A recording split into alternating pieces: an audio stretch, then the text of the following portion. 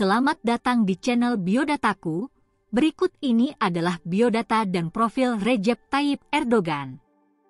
Recep Tayyip Erdogan merupakan Islamis pertama yang terpilih sebagai wali kota Istanbul. Ia mengurangi polusi dan meningkatkan infrastruktur kota, tetapi dipenjarakan dengan tuduhan menghasut kebencian agama. Erdogan kemudian menjabat 3 periode sebagai Perdana Menteri. Selama waktu itu ia secara nyata meningkatkan posisi ekonomi Turki, tetapi menuai kritik karena perebutan kekuasaan yang dirasakan. Dia terpilih sebagai presiden negara itu pada tahun 2014 dan setelah selamat dari percobaan kudeta militer pada Juli 2016, dia terpilih kembali 2 tahun kemudian. Kehidupan awal dan pendidikan Erdogan. Recep Tayyip Erdogan lahir pada 26 Februari 1954 di kawasan Kasimpasa, Istanbul, Turki, dari orang tua Ahmet dan Tenzile Erdogan. Dia menghabiskan sebagian masa kecilnya di Rize, tempat ayahnya bekerja sebagai penjaga pantai, sebelum keluarganya kembali ke Istanbul ketika dia berusia 13 tahun. Ia lulus dari Sekolah Dasar KAS, MPA, Apyal pada tahun 1965 dan menyelesaikan pendidikan sekolah menengahnya di Istanbul Imam Hatip School, sekolah menengah kejuruan agama, pada tahun 1973. Setelah berhasil di ujian yang diperlukan untuk kursus tambahan, Mr. Erdogan menerima diploma dari Eyüp High School juga.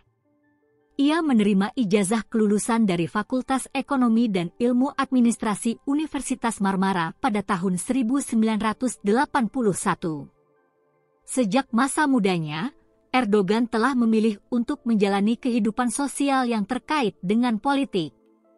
Dari tahun 1969 hingga 1982, ia juga secara aktif tertarik pada sepak bola yang mengajarinya pentingnya kerja tim dan semangat di masa mudanya. Tahun-tahun ini bertepatan dengan saat Mr. Erdogan sebagai seorang pemuda idealis mulai tertarik pada masalah sosial dan nasional dan melangkah ke politik aktif. Dengan mengemban tanggung jawab aktif di cabang mahasiswa Asosiasi Mahasiswa Nasional Turki selama tahun-tahun sekolah menengah dan universitasnya, Erdogan terpilih sebagai Kepala Cabang Pemuda MSP Beyoğlu pada tahun 1976 dan dia juga terpilih sebagai Kepala Pemuda MSP Istanbul Cabang di tahun yang sama. Menjabat posisi ini sampai tahun 1980, ia menjabat sebagai konsultan dan eksekutif senior di sektor swasta selama era 12 September ketika partai politik ditutup. Erdogan kembali ke politik dengan pembentukan Partai Kesejahteraan pada tahun 1983, menjadi Kepala Distrik Beyoğlu pada tahun 1984. Tahun berikutnya, ia terpilih sebagai Kepala Provinsi Istanbul dan diangkat ke Dewan Eksekutif Pusat. Ditugaskan untuk meningkatkan jumlah pemilih, Erdogan dipuji atas keberhasilan partai dalam pemilihan kota 1989. Wali Kota Istanbul dan penjara. Recep Tayyip Erdogan terpilih sebagai Wali Kota Istanbul pada tahun 1994. Islamis pertama yang menjabat dalam peran ini, ia menunjukkan komitmen religiusnya dengan melarang alkohol dari kafe-kafe milik kota. Dia juga berhasil mengatasi kekurangan air di kota, mengurangi polusi dan meningkatkan infrastruktur, membantu memodernisasi ibu kota negara. Erdogan mendapat kecaman serius pada bulan Desember 1997 setelah secara terbuka membacakan puisi yang berisi baris-baris, "Masjid adalah barak kami, Kubah hem kami, menara bayonet kami dan tentara kami yang setia." Didakwa karena melanggar hukum sekuler dan menghasut kebencian agama, dia dipaksa untuk mundur sebagai wali kota dan dilarang dari jabatan publik, dan akhirnya menjalani hukuman 4 bulan penjara pada tahun 1999. Perdana Menteri.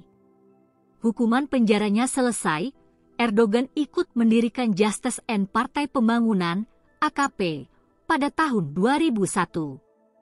AKP mengklaim kemenangan gemilang dalam pemilihan parlemen 2002 dan kekuasaan Erdogan segera dipulihkan secara resmi berkat amandemen konstitusi yang membatalkan larangan politiknya. Ia menjadi Perdana Menteri Turki pada 9 Maret 2003 dan kemudian terpilih kembali untuk posisi itu 2 kali lagi. Sebagai Perdana Menteri, Erdogan secara nyata meningkatkan posisi ekonomi Turki.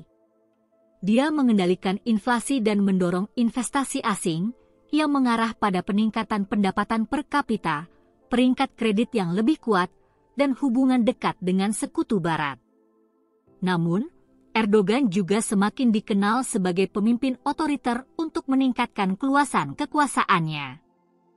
Pada 2013, ia memenjarakan beberapa pejabat militer senior seumur hidup karena merencanakan penggulingan AKP, dan juga memerintahkan militer untuk menghancurkan demonstrasi damai di Taman Gezi, Istanbul. Tahun berikutnya, setelah mengutuk penggunaan media sosial, dia secara singkat memblokir akses Turki ke Twitter dan YouTube. Presiden. Setelah mencapai batas masa jabatannya sebagai Perdana Menteri, Erdogan menjadi kandidat AKP dalam pemilihan presiden langsung pertama Turki dan dilantik pada 28 Agustus 2014. Meskipun perannya sebelumnya lebih bersifat seremonial, Erdogan menunjukkan niatnya untuk membentuk kekuasaan baru sebagai presiden. Tujuannya untuk sementara terhambat ketika AKP gagal mengumpulkan mayoritas dalam pemilihan parlemen 2015, tetapi setelah upaya untuk membentuk pemerintahan koalisi tersendat, AKP mendapatkan kembali mayoritas dalam pemilihan November itu. Kerusuhan memuncak dalam bentuk upaya kudeta militer pada malam 15 Juli 2016.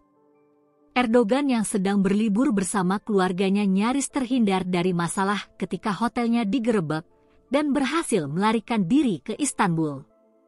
Untuk menghindari bahaya, dia menggunakan aplikasi obrolan video FaceTime untuk memohon kepada orang-orang sebangsanya untuk memerangi unit militer yang membangkang.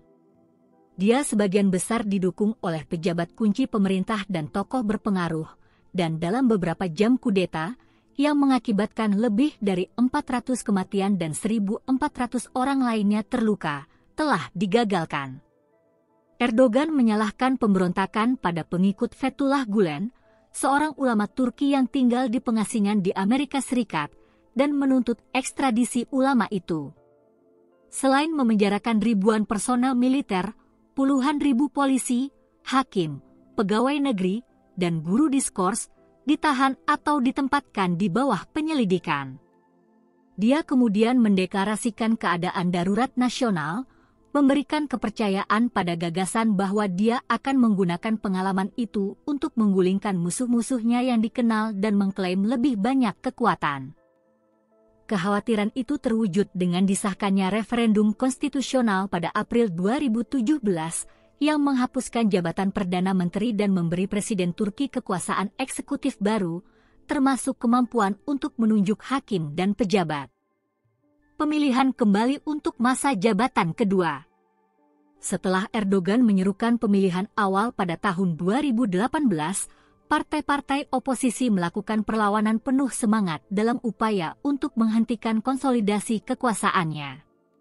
Namun, petahana memperoleh 53% suara yang dilaporkan dalam pemilihan 24 Juni, cukup untuk menghindari putaran kedua dengan runner-up Muharrem İnce. Sementara AKP-nya memperoleh kurang dari 50% suara parlemen, aliansinya dengan Partai Gerakan Nasionalis juga memastikan koalisi mayoritas di sana. Malam itu, dengan hasil yang masih diproses tetapi mengarah ke kemenangan, Erdogan menyampaikan pidato singkat di luar salah satu kediamannya di Istanbul. Sepertinya bangsa telah mempercayakan saya dengan tugas kepresidenan, dan kepada kami tanggung jawab yang sangat besar di legislatif, katanya. Turki telah memberikan pelajaran demokrasi dengan jumlah pemilih yang mendekati 90%. Saya berharap beberapa orang tidak akan memprovokasi untuk menyembunyikan kegagalan mereka sendiri, katanya. Itulah informasi tentang biodata dan profil Recep Tayyip Erdogan.